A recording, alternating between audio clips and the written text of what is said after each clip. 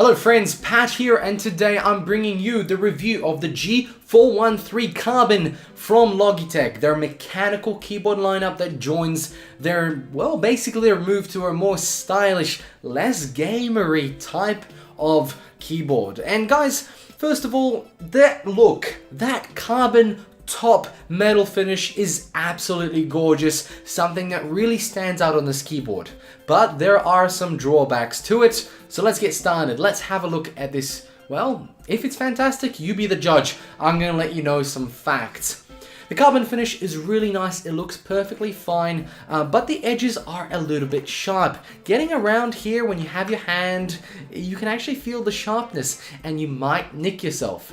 It's not smooth with the side, it actually sticks out a little bit, so if you have an issue with scraping yourself on it with an elbow or something, take care because it actually hurts. That top layer is metal, it is quite sharp on the edge, so you could potentially cut yourself. I haven't personally cut myself, but I have felt as if my fingerprints are cutting themselves. There is no wrist rest on this keyboard, unfortunately, but to me, that is actually a really nice thing. With the keyboards nowadays, the wrist rests sometimes feel a little bit too much. Sometimes I prefer without it, but in this case, without it is actually fine. So if you want something with a wrist rest, this probably isn't the keyboard for you, but if you are looking at it, the wrist rest is not gonna make or break it. And next, it's the switches, the Roma Gs that we've all come to love in a lot of other Logitech products. But unfortunately with this one, they've gone for a Roma G that's supposed to have a much lower travel time, and personally, I don't like it. I don't know why. I really liked their previous one. That was really good. I enjoyed it so much that I had that as my main driver until another keyboard broke. I needed to replace it. Not that keyboard, but the other one. And I went back to my Corsair keyboard. But really, this Roma G switch is a bit weird. It feels different. Maybe because I'm not used to it. Maybe because it doesn't have that audible click, but they still have a bit of a travel time in Cherry MX switches. This one, however, the travel time is a lot lower, and the click isn't as audible as it should be, in my opinion, but also when it moves down, it feels like it's scraping against plastic. It doesn't feel like it's a free flowing click, and the more I press down, the more that scraping feels. I'm not sure what it is, but it just feels a lot different than their previous lineup of switches, and this Roma G1 is, well, not my favorite. But as I got used to it, I didn't really notice it. It's only when you first sit down and start clicking those keys when you notice it. And maybe after a time people get used to it, but I'm letting you know, if you are looking at this keyboard, it will feel very weird at first. The other things about this keyboard is that it's missing those media keys. There is no more little spinny thing here for the audio. Actually, to me, I missed that. I kept putting my hand in the area thinking I'm gonna put the sound up. It wasn't there. Had to end up doing it through either the computer or the headphones.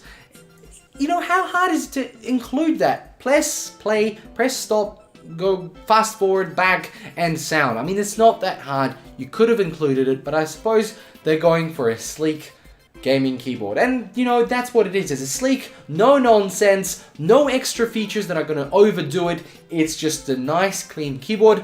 It comes in red, this one. There are other colors, but obviously I've got the red one. To me, fits my setup, fits my color scheme. But obviously it's not RGB, so when you're choosing your color, you gotta choose right. You gotta choose it the first time. The other thing it has a USB pass-through, which you'll see in some of my B-roll videos. Obviously, you know what it is. You plug it in on the other end through one single cable, and in here it comes out. You can use your USB stick, maybe charge your phone, something like that. Nothing too special, but it is nice to have a little bit extra, just a little bit extra, to make it quite nice and basically premium. This whole thing is quite premium looking. That carbon finish is very nice. It's nice to type on. It's very fun to game on. That travel time does maybe just make a little bit of a difference, but depending on what you do the most, if you're doing typing, this is probably not the keyboard for you. Personally speaking, I find I make a lot more mistakes just because my fingers try and press too hard and they skip a beat and whatnot, but you will get used to it. Like every other keyboard, you got to get used to it. So depending on what you like. If you like cherry switches, well then this will be a little bit different. It's still a mechanical keyboard, and that's what it's about. Now, priced at this price, I mean, it's good keyboard, and it looks super stylish. Doesn't have any extra buttons, doesn't have those multimedia keys, it just looks smooth, and that's what I'm getting at. This is a keyboard for somebody that wants to make their gaming and office space look very neutral, and I prefer it. I honestly prefer this kind of style keyboard. To me, it's cleaner and it's, well, it's nice, it's smooth, it still has the performance of a gaming keyboard. In fact, it comes with buttons that you can replace and make them gaming buttons. They're a bit more shaped and all sorts of jazz, but I'm not gonna do it because I really prefer this style.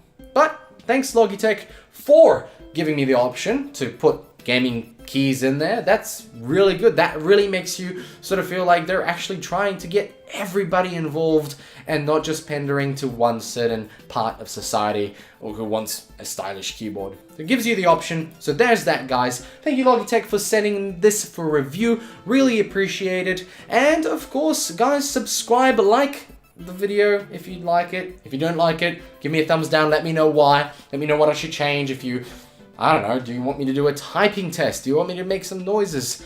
But again, it's a pretty quiet keyboard, so I don't know if that's gonna help. Guys, thank you very much for watching. Lots of videos coming up. Subscribe and let me know in the comments. Have a chat with me, guys. Happy to have a chat with everyone. See you later.